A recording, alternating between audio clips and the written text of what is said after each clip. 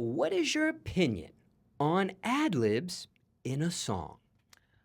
Adlibs like make a song. Like you have to have adlibs, and good adlibs could turn any song into like a really better song. Now, when it comes to your own adlibs and when you implement that into your music, Hmm. do you have a strategy at all with them?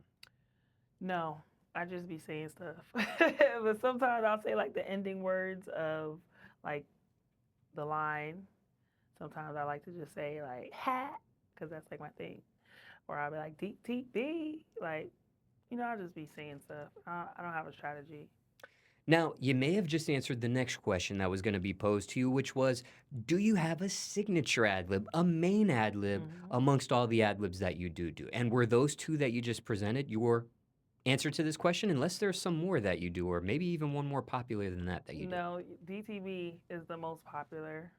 DTB hat. That's it right there. And how did you create that one? Because obviously you could say diamond as an adlib. You could even say Hmm. diamond the body as an adlib. At what point do you shorten it to those three letters and start implementing that and making it its own thing? Um, so someone actually like this happened about 7 years ago, had my number saved in their phone as DTB. And I was calling. I think they lost their phone or something. They're like, oh, call my phone. So I called it and then it came up DTB. I'm like, why you have me saved as DTB? It was like Diamond the Body. I was like, oh my gosh, I love that. Like, I don't know. It's so cute. Like, it's like cute. Like DTB. It's like just like a shorter way to just really say who I am still. You know what I'm saying? Because Diamond the Body is pretty long. Like Diamond the Body, like that's a long phrase. So DTB, short, cute, to the point, is what it is. But what about that cadence? Where'd that cadence come from on how you say those three letters? DTB. I don't know. I have no idea. It just started. I just started saying it. And what's been the response to this adlib of yours? Oh, people love it. Like they love it. Like when I'm walking through the airport, they scream DTB. When I'm at my shows, they be like DTB. They start chanting it. Like they love it. And do you recall the first song you started implementing that adlib on? My first uh, EP was called DTB, Disturbing These Bitches. So I've been had it since when I first started doing music. Got it. Now, when it comes to collaborating with other recording artists, which you've done, Hmm. have you added your ad-libs to Abs- another artist's verse uh, on the same song? yes, I had to start it off with DTB, so when the song start, I'm on this song. But aside from just like an introduction of letting Hmm. people know you're on this verse, have you ever sprinkled your ad-libs through another artist's verse more specifically? Oh no, not like another artist verse. I usually do only the ad libs on my verse. What is your opinion of that? Because there are some that do that. They not only will they ad lib their own song, they may provide the ad libs for another features on that same song's I ad libs think as it's well. creative, mix the two because it is a feature, and both artists are on there together. So yeah, sometimes put a little extra splash on what the other artist is saying. Haven't done that yet yourself, but it sounds like something you would be open to. Absolutely, yeah. And what about this? Something similar here, slightly different. What is your opinion or your thoughts on this? Songs with another artist's ad libs, but no hook or verse from them on that song. It's just their ad libs sprinkled throughout the song. I've actually had somebody do that for me. Like on a, I had a I've had somebody do that for me. I haven't done that for somebody yet. But I mean, it's kind of like when people host mixtapes and stuff, and they like DJ drama or, you know. So I hear it. I think it's really clever, especially if it's somebody or DJ Khaled. He does that basically, like DJ Khaled. Yeah, I think it's cool. Absolutely, I would love to do that. I haven't, but I would love to. Now, this instance where you've had someone provide their ad libs on a song of yours, is that a song that's publicly available currently? Is that a song that's seen the light of day? Yeah, it's out. It was from my EP called Motivation. And do you recall the name of the song or what track number that was? I Or believe that it's because the EP was it was like a remake of all Jeezy songs. So I had them do the Jeezy ad libs like the yeah, like But it's all throughout the whole EP. Go listen to it now. It's available on all streaming platforms. And do you want to share whose ad libs those actually were that Uh, accompanied you on that song? it was my friend Tafia. He's a rapper also. Yeah. And how did that even happen? Was that something you posed to him? Did he just voluntarily do that Yeah, he for you? was just in the studio because we recorded in the same studio. So I think I was recording and he was just there hanging out. And I was like, can you do the Jeezy sound for me? Oh, okay, So got it. he went in there and did it for me. He didn't feel any type of way like you don't want a verse on this, you don't want a No, we hook have on this? songs together, but that one was specifically for that. But we have songs together. Um, one song called Lisa Ray and one song called Money Make Me Wet. And those are available on all digital streaming All platforms streaming platforms, at yes. this point. Now, ask you a variety of questions here just on the subject of ad libs. Is there anything else you want to mention about that before we move on to another subject here in the music space? No, that's fine. Adlibs are cool. Now, aside from your own recording sessions, have you been in any sessions where a hit song was created or recorded right in front of you? Yeah, my songs. That's what they're hits. They're hits to me. But aside from your songs here, has Okay. there been any song that you were a spectator of? You were a fly on the wall. You spontaneously were in someone's session and you saw a big record get created in front of you. I've been in studios with artists. I don't like. I've been in the studio with Young Thug. I've been in the studio with like Offset, with like Roddy Rich. Uh, I've been in the studio with a lot of people, but I don't think I was ever in there where they had like one of their popular songs. It might have been something that's just like on the album or Got like it. you know what I'm saying? Just curious in case you have, because some have been witness to some really big songs they weren't literally a part of, but they were a fly on the wall and things of that nature. But when it comes to your own recording sessions here, Hmm. did want to ask you a couple of people you've been spotted in the studio with, especially ones that you've shared on your social media. And before we even get into that, for those in the audience here, getting to know you for the very first time, care to share your handles, your screen names, your usernames to your official pages, your official profiles on your most prominently used social media platforms? Because there could be some fraud pages out there of you, Yeah, could be some there's a scammy lot. stuff. Yeah. For one, there's a Facebook page that is not me. Just been scamming the hell out of people. So do not. I don't have no Facebook. My Instagram is Diamond the Body with two Y's at the end. So Diamond TheBodyY. And it's the same for TikTok and Twitter is Diamond DTB. Okay, so I want to ask you a couple of these recording sessions you've been involved in. Now, I don't know if you actually had a recording session with this person. You posted a picture of YouTube and you said collaboration coming soon or something of that nature. I don't want to say the wrong words or verbiage you used here because I'm not looking at the actual post or the caption. But Steve Aoki, have you actually collaborated with him yet? No, not yet, but it is coming soon. Okay, so that's real. That wasn't just capped for the social media world Well, and things of that nature. not cap is let's call it manifestation. Okay, got it. That's what we're gonna call Okay, it. okay, okay.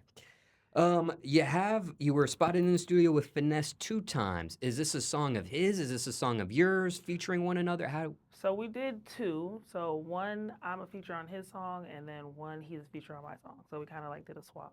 Okay. And the last one I wanted to ask you here, Sukihana and Big Marco. Looks Yes. like you all collaborated together, but whose track was this? Whose track is it? I think it's like our track. I don't know. How does that even work? I don't know. That's what we wanted to get to the bottom of here. We obviously see the social media footage of all of you together working on a song, but didn't know that was your song featuring them, Suki's song featuring both of you, or maybe Big Marco's song here featuring you Right? too. He just got us on his. Well, can you shed some light to the audience on how this collaboration of all three of you even got put together? So it happened at the pool party. So previous day we was at Sukihana had a pool party, the Coochie Splash. I was hosting it. Shamar was hosting it, and we just were just talking, everybody, and they're like, let's go to the studio tomorrow. And everybody's like, yeah, let's go to the studio, let's make some music. And then we went to the studio. Who said it first? Who initiated that? Suki. Got it. Yeah. So maybe Okay. it's her song. Now, when it comes to Suki, was that the first time you two have collaborated with one another? Yes. Musically, yes. And when it comes to your relationship with her, do you recall the first time you two linked? Can you take the audience way back when? We met actually like 8 years ago.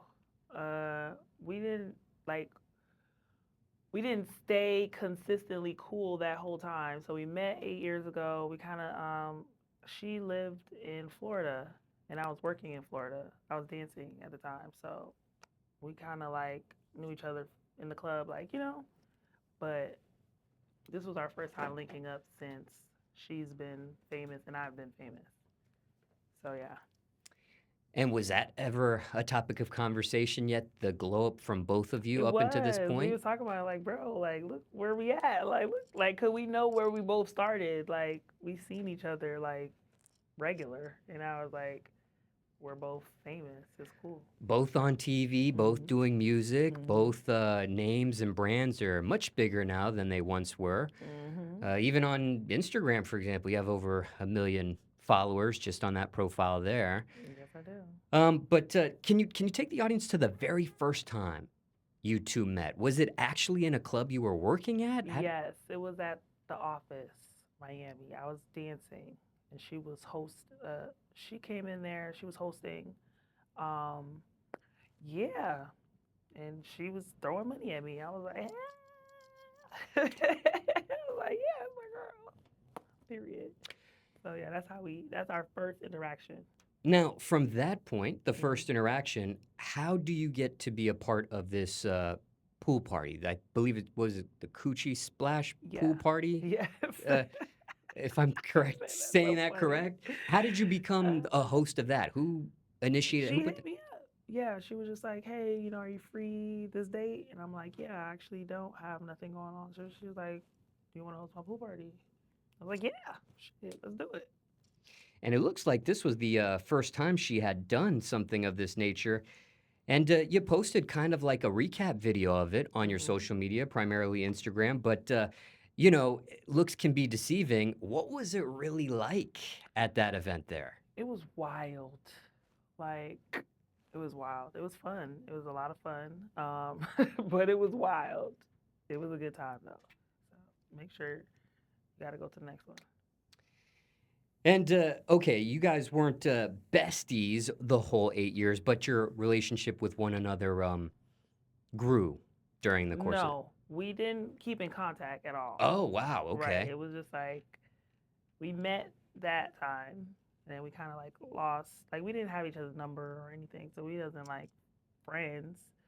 And yeah, I think we just both just saw each other like, okay, you know now, like, okay, like you doing your thing, I'm doing my thing, like let's do our thing together. Got it. Got it. Got it. Now, again, when it comes to some of the footage you posted, didn't know if there was stuff that was so crazy, so wild, you couldn't post it. But what was that studio session like there of all three of you, Suki, and Big Marco there? Oh, it was very high energy. It was like, those are three big personalities to put in one room. So we was like laughing, cracking up the whole time, dancing, drinking. We just had a time. Like we had a lot of fun there. Got it. And we'll see what happens with the creation of the music that was created that night. Yes. I mean, are there any plans for any future studio sessions with you and either of these people here that were talked about, maybe? Yeah, we actually we didn't finish one song. We finished one song and we were working on another song. So we didn't finish it, so definitely got to get back in the studio to finish that one. Now, musically, before we move on to this next question, musically, some things have changed since Hmm. the last time I've had the opportunity to interview you. This time, it looks like you have the backing of a record label, Yeah. something that's also posted on your bio on Instagram, 1501 Queen, Yes, Queen. with a crown emoji. Now, can you explain your partnership with this imprint here? Um, so basically, 1501 is a major it's an independent label. I'm an independent artist, and we both just feel like we have something that we each need. So they have more resources. I already have I'm just me. I already have like a fan base. I'm already lit. So I feel like with his resources and me being me and we put that together, we're just gonna create magic. Now, there's a video of you where signing some documentation there, and you posted a paragraph, what seemed like looked like a paragraph of a Hmm. caption where you're like, "Yes, I actually read the contract. Yes, Everything's I legit," did. and things of that nature there. And of course, those in the audience can go check that out on your official Instagram there. Hmm. But again, looks can be deceiving. Sometimes paperwork is signed, people are working together behind the scenes before an announcement of this magnitude comes about to the public. And then Hmm. sometimes it's kind of like real time. When you actually signed on the dotted line and posted was when the whole world saw it together. Hmm. Was this one of those instances where when we saw you sign publicly on your social media, that's actually how long you've been with the label? Or has this been something in the works behind closed doors even further than what the public has seen? No, it was definitely pretty accurate. So I think we made that video like 2 days after I actually signed. So it was real time. And I don't have the dates in front of me, but how long have you been signed to this imprint for at this point? Rough estimate. Like 2 weeks. 2 weeks. Yes, 2 weeks. 2 weeks in. Now, I have some questions I generally ask recording artists that have been with an imprint with quite some time. I Hmm. know because it's only been 2 weeks, I don't know if it's appropriate to ask you these questions because you're just experiencing and getting to know this label even further than what you had already. It's kind of a limited amount of time, Hmm. relatively speaking. But I'll still ask you these questions anyways, just in case you're able to answer them. And if you feel like it's too early to answer, you can't answer them, then we'll move on to another topic. But what's it really like being on that imprint so far? So far, so good. Like I'm having a time. I love it. I feel like I'm able to get into spaces a lot easier, a lot quicker. Before when you're independent, like people are not as receptive to you for certain things. But when you have a label, they're like, "Oh yeah, bring her in." I'm like, damn, who's that is? That's all I needed. So, yeah, I love it. Honestly, I think it's great. I love having the representation. I love having the backing. Like, yeah, 1501. And who do you have the closest bond with on that imprint at this point? Whether it's someone in front of the scenes like you, like another recording artist on that label, or maybe someone behind the scenes in an executive position? Probably my DJ Zach. Like we talk every day, and he helps out a lot with music stuff and like just lifestyle stuff. He's cool, And and did he's you? the one who actually brought me to the label. Yeah, so shout out to Zach. So that's the one of the questions that was going to be asked was, did you have a bond with him prior to this signing? And it sounds like you did. He was your DJ before you end up signing. No, he wasn't my DJ, but we did do music together, and we were familiar with each other. Got it.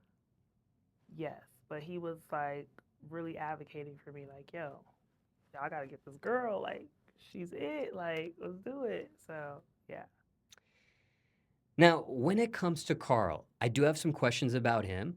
Hmm. Don't know if you're able to answer it if it's too early. And again, if you feel like it is too early to ask, then I won't ask it. But what's it like working with him?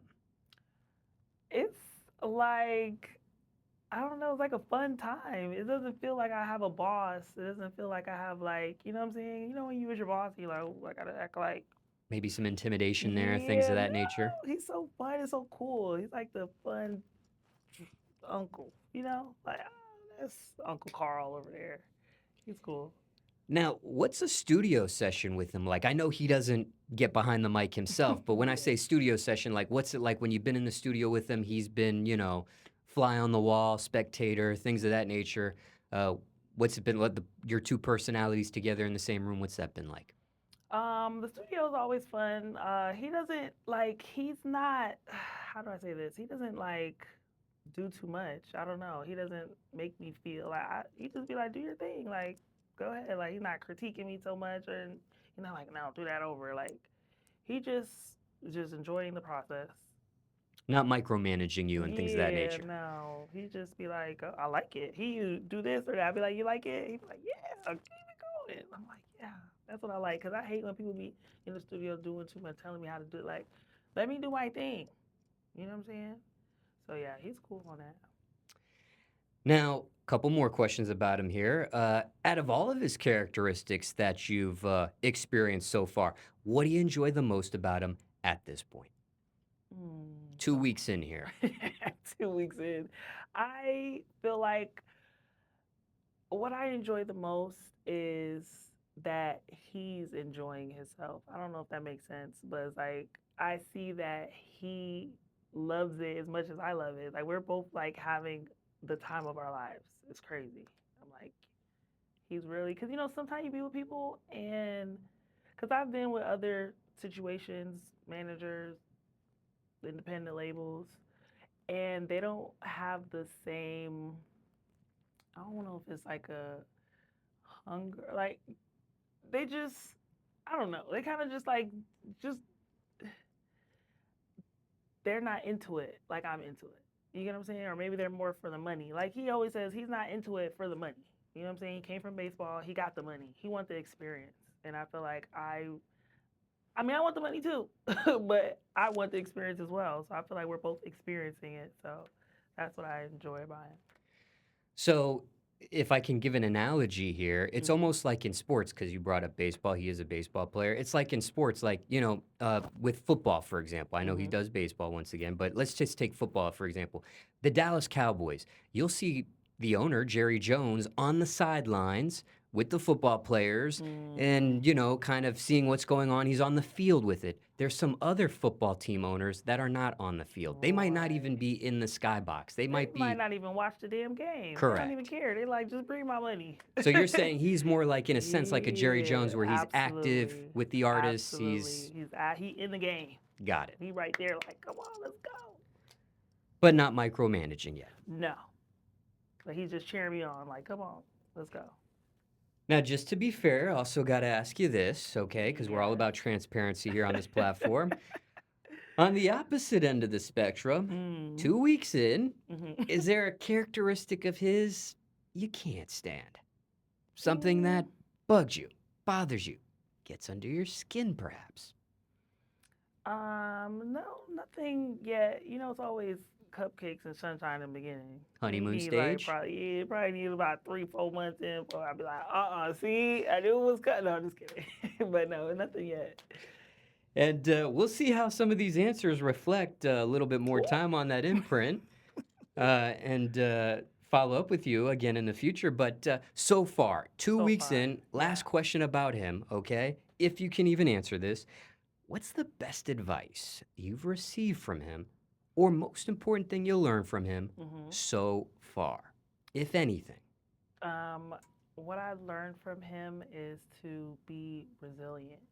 He's been through a lot, and he he gets a lot of backlash. You know what I'm saying? And he was in a situation where he could have just quit and just been like, you know what, throw in a towel. So for him to go through all that and then still do it again, trusting another female artist, like he could have just been like, I'm done with. You know what I'm saying? So for that, I just see the resilience. Like he's still like willing to work. He still wants it to work. So, that's just a lesson in itself. Like, just keep going, honestly, no matter what people say, no matter what, is going on in the media, no matter what is happening, just keep going. Now, he has signed a variety of recording artists, Hmm. different genres of music as well. But his brand, his imprint, historically, Hmm. has been mentioned when it comes to the female rapper side of things. Yes. The Megan the Stallions, the Yes. Erica Banks, things of that nature. Yes. So, with you, when you announced this deal, this situation, this partnership, Hmm. what was the reaction from the public to it? The public was not very receptive to it. Again, because of, certain things that's been said in the media. My fans were like, don't do it, don't do it, don't sign it, no, no, no, no. But you know, it's just the internet. You can't believe everything you hear on the internet. And there's three sides to every story. You know what I'm saying? It's his, it's hers, and it's the truth. So yeah, I'm not gonna listen to the internet. I'm gonna go to the source. Hey, what's going on? You know what I'm saying? And yeah. Now, you could have signed with anybody. You didn't have to sign with 1501, and I'm sure True. all this feedback that you received is probably stuff that you had already thought about before you even saw them saying it and things of that nature, Mm. if I can make that assumption. But why 1501? Because imagine there's other people that wanted to sign you and things of that nature. Yes, there actually was some labels that was reaching out. I had other contracts on the table, but again, like I said, with the labels, I feel like I know people that signed, and I hear the stories, and I feel like there's there's like a disconnection. Like I run all my things like more family business. You know what I'm saying? Like even with my music, my team, like everybody with me is like kind of like a family vibe. You know what I'm saying? So with the labels, it's more of like you're just a product. You know what I'm saying? That's what I was talking about earlier. The difference between like Carl and other people. Like Carl is like, yeah, like this is my artist. You know what I'm saying? I don't want to be a product of just label where they're like, okay, well if it's work, it work. If it don't, we shelf you. We don't really care. Like Carl with 1501 is like I'm the main, you know what I'm saying, priority. Like they're watching, they're making sure everything's good. I could call him. Say, hey, what's like? Can I do this? What's going on? You know what I'm saying? I didn't want that dynamic of just I'm on the label and they don't really care. They got 200 other artists and they just throwing me out there. So yeah, that's why I went with 1501. Just curious here, how many deals did you have on the table lined up at the time you Like made this decision? 4. Yeah. Major labels, independent labels, major artists wanting to sign you, independent artists wanting to sign you here? So it was 2 independent labels and then 2 major labels. Yeah, And then 1501 and 1501. Yeah. takes the cake there. Yep. Oh, well, yeah, I want to go over there. Yeah. And I've seen Carl like even okay, so even back before I ever met, like I watched him, like I seen what he does, and I liked that dynamic. I always liked that dynamic. So I was like, that's what I want. So yeah. Got it. Hmm. Well, anything else here on the topic on 1501? Is there a question you weren't asked people want to know in regards to that imprint? Carl Crawford, anything else in regards to that situation there? 2 weeks in. 2 weeks in, no, it's kind of early, but we working. And still want to ask you these questions because you never know, you know? Again, Right. like I said in the beginning, sometimes stuff happens. There's artists that sign with an imprint 6 months before they make the announcement public. So didn't know Right. if it was one of these situations Hmm. here or it's just kept under wraps and now's the time for the go button was pressed, or if this was literally real time. But it sounds like, as you said, it was more of a real time Real time. We don't got no scenario time there. to waste. Let's get to it. Now, was that a topic of discussion at all between you two? Like, hey, let's sign, but let's not announce it for another month or 2 months, or was that even a choice? Or No, I think we were both excited to let the world know what's going on. He was excited. I was excited. Like, shit, let's let him know. now, aside from the music side of things, obviously people in the audience have seen you on the reality television side of things. Hmm. What is the current status with that? Are you done with reality TV at this point? Is it full systems go on the music side of things? Are you juggling both? Where are you at with that? Right now I'm like kind of juggling both. I don't want to just cold turkey leave reality TV because I know that is where majority of my fan base came from. And I don't want to just like leave them high and dry. And then really, I'm like the star of the show. So what would it be without me? You know what I'm saying? Like I couldn't do y'all like that. But yeah, right now I'm juggling. But yeah, there will be a ending soon. But right now we're still like just got one foot in, one foot out. Got it. Now, when it comes to your brand, your image, your likeness on reality television, or when people hear it in music and things of that nature, obviously some misconceptions can exist. Mm. At this point in your life, however, what's the biggest misconception of you? I think people think that I like to fight. Like, I think people think that. They be like, yeah, keep whooping them bitches. I'm like, I don't want to do that. I don't like fighting. It's not like I'll get up every day like, yeah, I want to beat people up. Like, no, guys, I'm a lover, not a fighter. I just know how to fight, and I don't let people play with me. But I don't like fighting. So, asking this question then, when people have seen scuffles with you on reality television and things of that nature, or off reality television, is this stuff real? Is this stuff, exaggerating maybe you in a sense for ratings, for clout, for whatever verbiage you want to say there? Or, I mean, this is really you. it's, Not that you love to fight, but right, these fights that you've been involved in. I mean, right. is this It's like, are you definitely turning up or is this just how you are? exaggerated. It's definitely exaggerated. I mean, when you're in front of a camera, obviously you have to be entertaining and you have to, you know what I'm saying? So, yeah, things are definitely exaggerated, blown out of proportion. But it is real. You know what I'm saying? Um, it's real. There's no scripts. There's no like just go in there and whatever just happens happens. But yeah, it's pretty real. So, because of, and I don't believe you're an executive producer on any of these shows that you've been on. No. Okay, so obviously you don't really have a say so in the final edit Mm-mm. and things of that nature. So, do you feel like this misconception is painted on you based on how these shows were edited and things of that nature? Or, I don't know, do you have a. No, no, it's not. I mean, it's what I be doing on the show. So that's just what people see.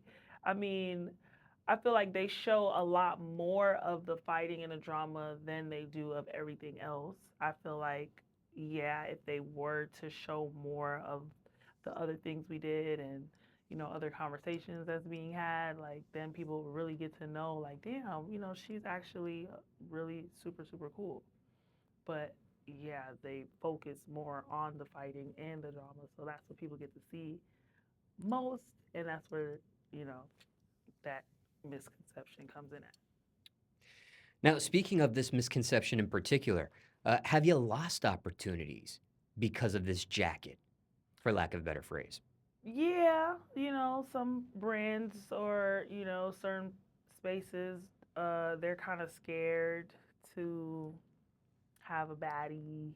I'm like, not many opportunities, but there are some people that's just like, we don't like deal with that reality TV world. But for the most part, it's actually opened a lot more doors than it's closed.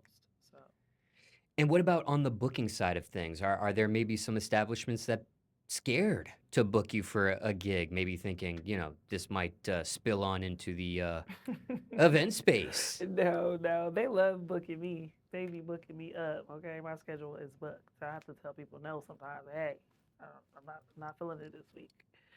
But no, the clubs love me because I conduct myself and I have a lot of recaps. I'm always showing what my parties look like. You know what I'm saying? So the promoters are pretty, they know I'm going to just come turn up and leave.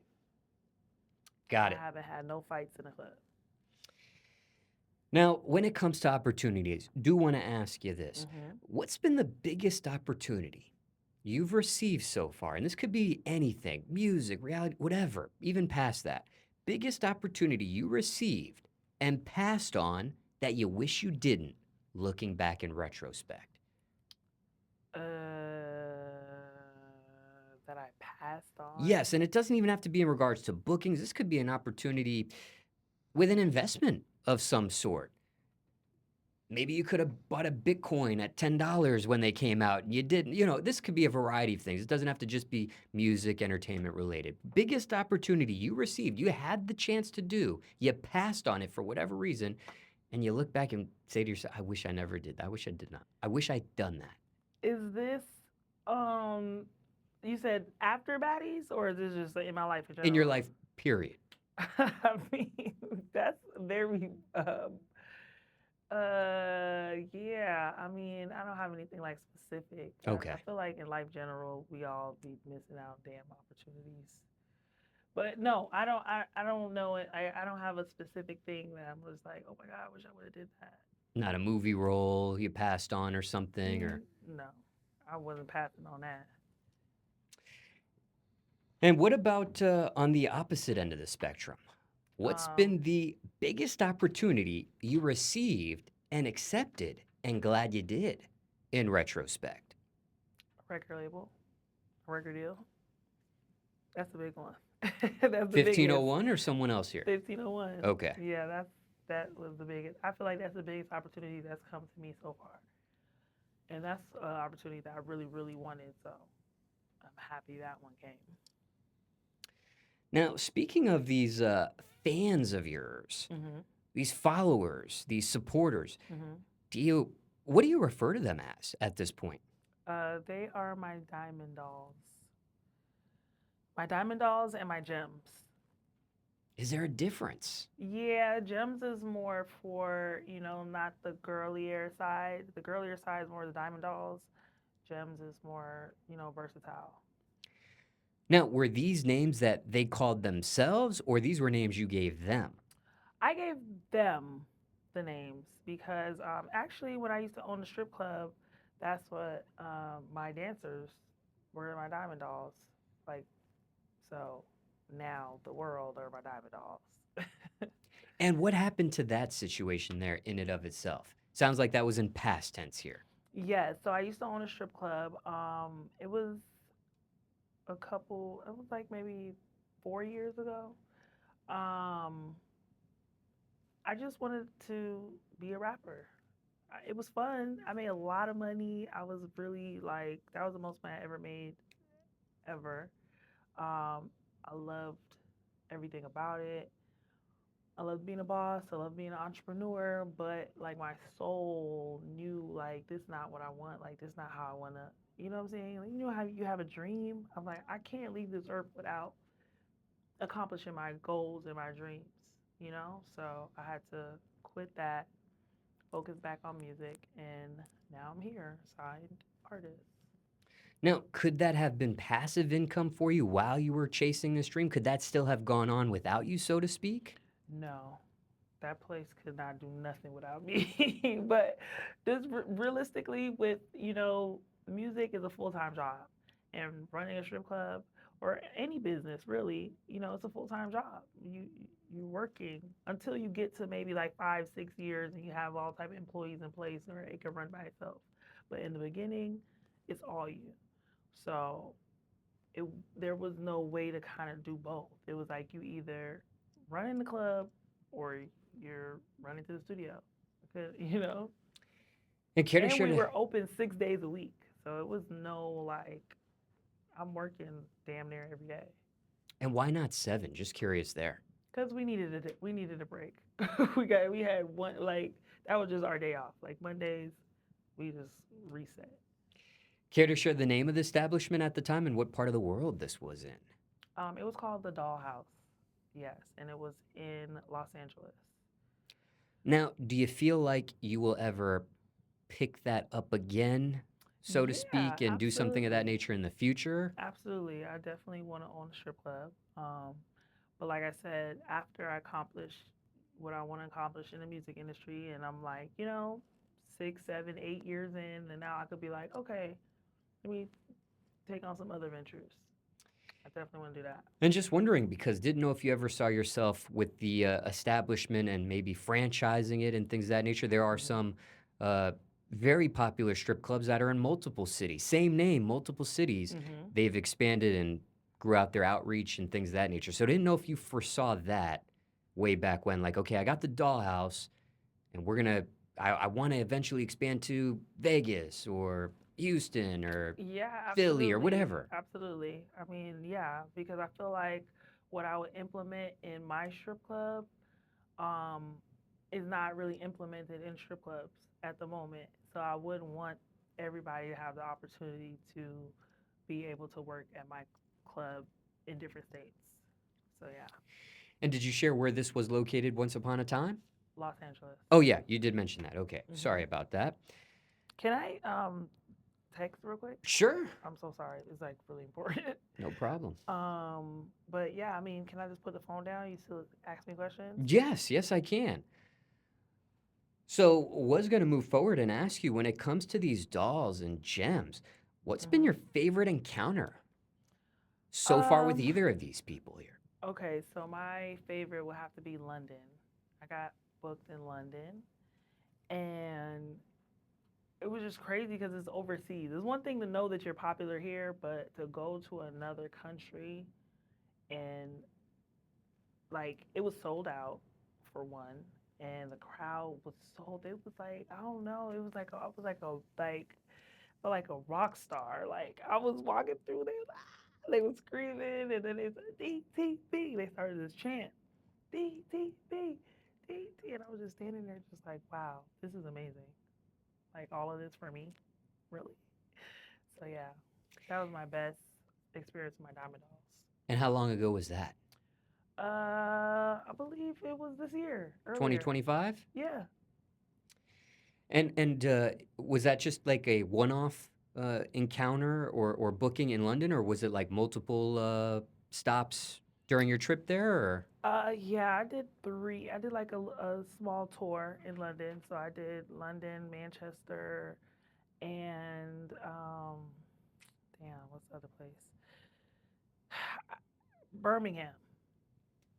So I did three spots, but I mean it was like that everywhere. But it just I feel like just because it's London, it's stuck. It's in my mind. Like wow, that's crazy.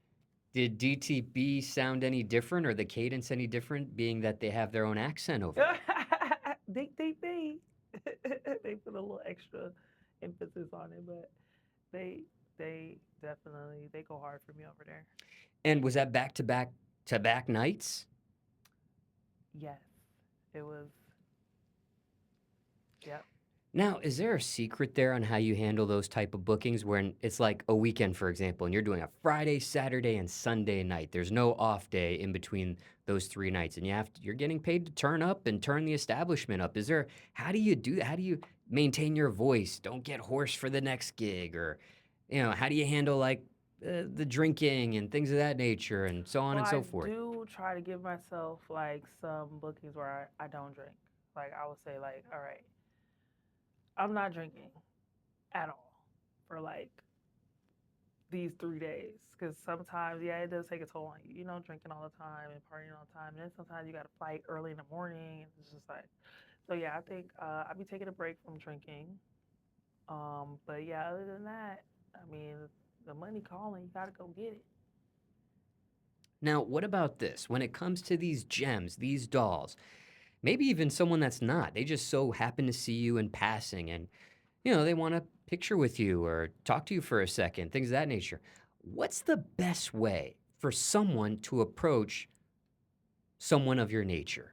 Are there rules? Are there guidelines? Is there etiquette? Not just for you, but, No, my fans have no etiquette. They do not care where I'm at, what I'm doing. I could be in the middle eating a sandwich. They're like, hey, can I get a picture? One time I was in the gym, I'm on a treadmill.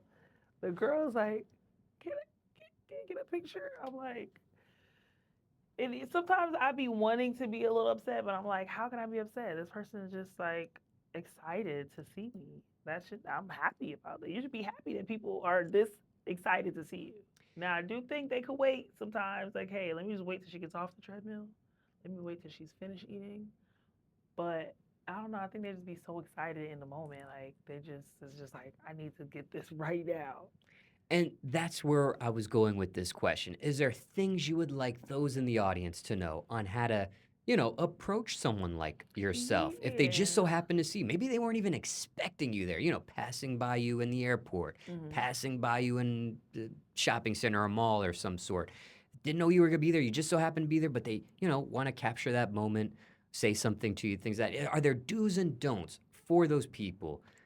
Is there Um, instructions here you'd like no, for to? me personally, there's no don'ts. If you want a picture, just ask. I'm gonna take a picture every time. I don't think What it's ever a time where I said no to taking a picture. And what about any rules or etiquette when it comes to the poses on those picture taking? Because some can be a little bit more handsier than others and I a little mean, more I've touchy never feely than had others. no problems. Honestly, I never had nobody like overdo anything, or they're very respectful. They come, they take the picture, they're excited, and then they just leave. So yeah, I'm cool. Now, Do want to ask you this. Chris Brown Hmm. was trending for his meet and greets. He would do these meet and greets, and his fans would want these sexually explicit interactions and photos and compromising positions and things of that nature. And some others have been getting the same request. It kind of trickled down. Like Boosie Badass will get these type of requests too, and he's Hmm. doing some of these same poses and things of that nature. Has this trickled on to you as well? Have you seen like an uptake or uptick on people wanting these type of? Now, obviously, the dynamic is a little different because those are males with Hmm. female fans or supporters, followers, things of that nature. But with you, on the opposite end of the spectrum, you being a female and maybe encountering male fans and things of that nature, have you seen an uptake in this? Like, have people been requesting some provocative poses with you or wanting you to do certain things because of, again, the trend of Chris Brown and Boosie and things of that nature? Have you seen? No, Okay. not really. Sometimes, like it's happened, but I don't mind. Okay. I'll take a raunchy picture with a fan. But yeah, it doesn't happen. It's not like often. People are not like, "Hey, let me grab your butt, take a picture." And I speak might let them too. Like, I mean, ask. I don't know. Nobody's asked.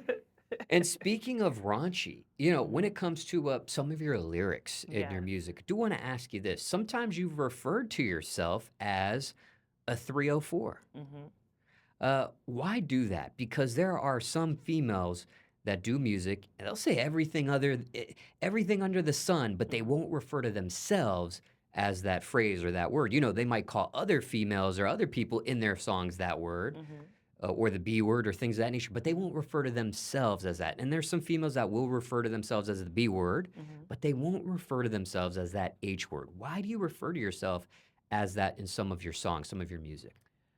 Because I'm real. I'm real. I'm raw. I think that I am a hoe. So,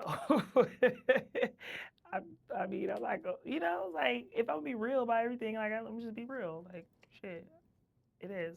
They might not really be hoes.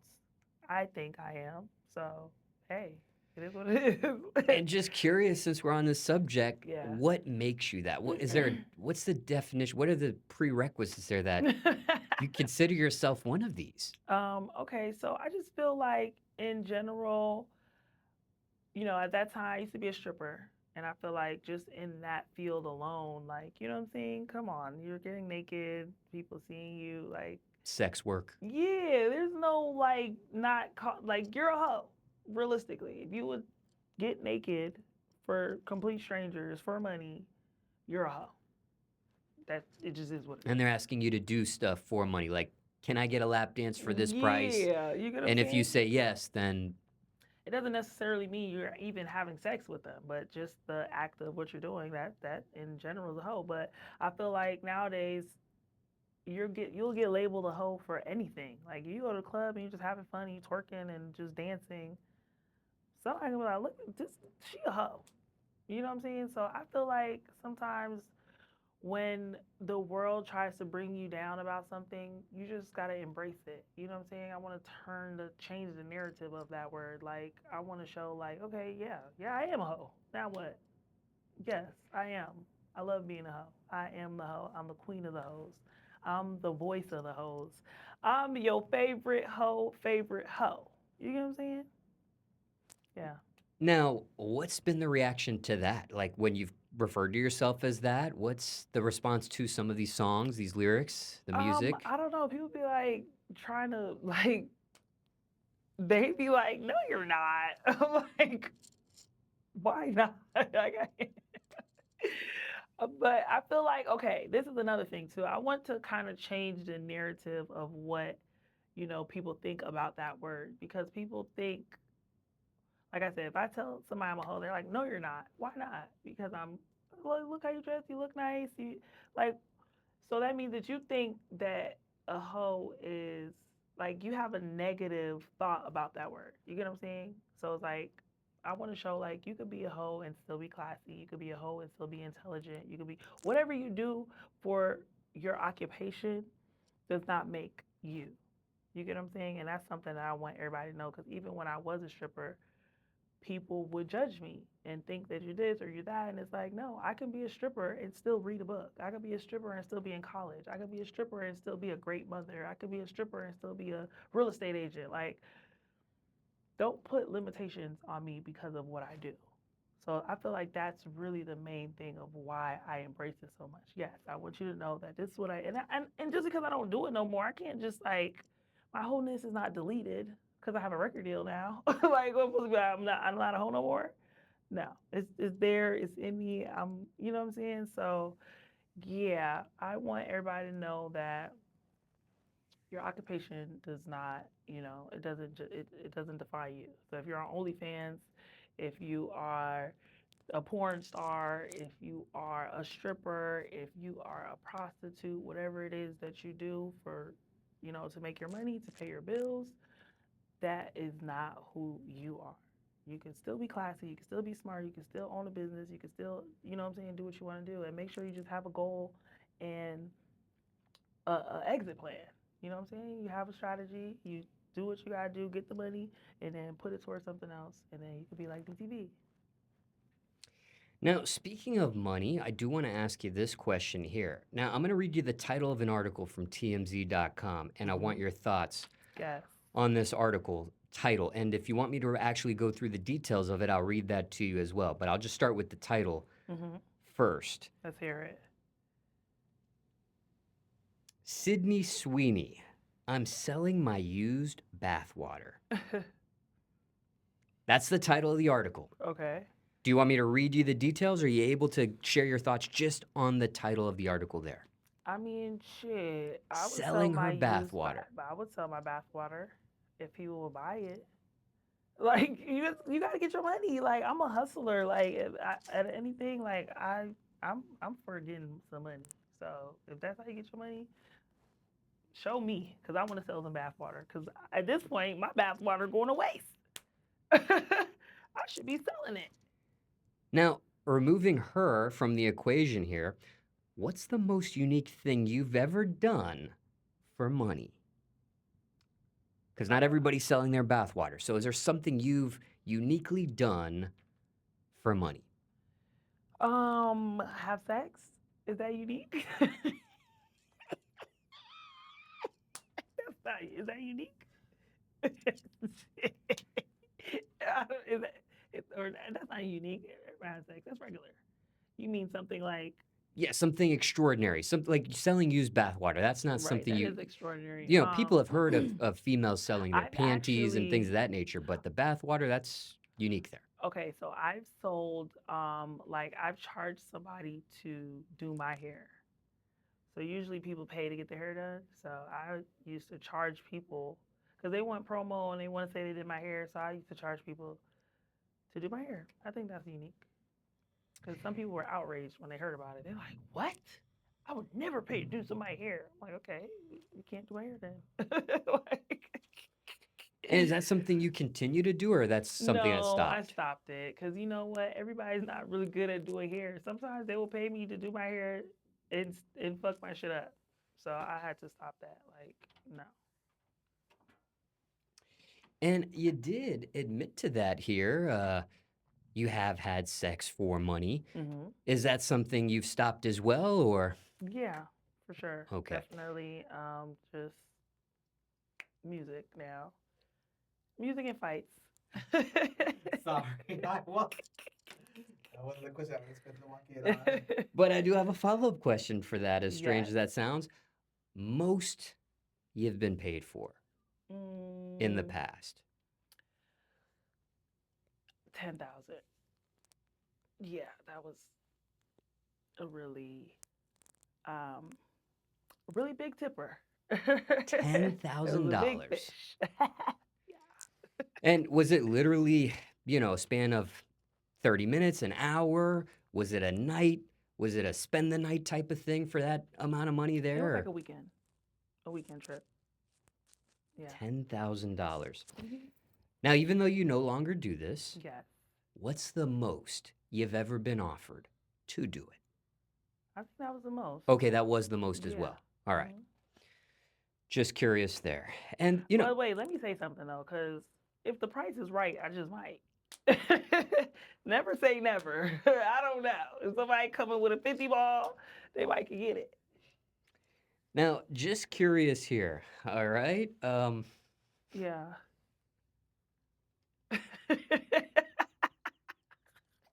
I'm just What saying, like, I'm not turning down 50,000. It's like, hey, okay, let's was do gonna it. ask you was gonna ask you something else, but that laugh took my train of thought off the I next question. apologize. So now, just curious there, and Mhm, why no problem admitting that? Because I've asked this question before to mhm, some others, and they've told me no, they've never done it. I don't know if they're lying, mhm. trying to save their face and their figure about it. But why no problem with you blurting that out that you have done that? Because I like to keep it real.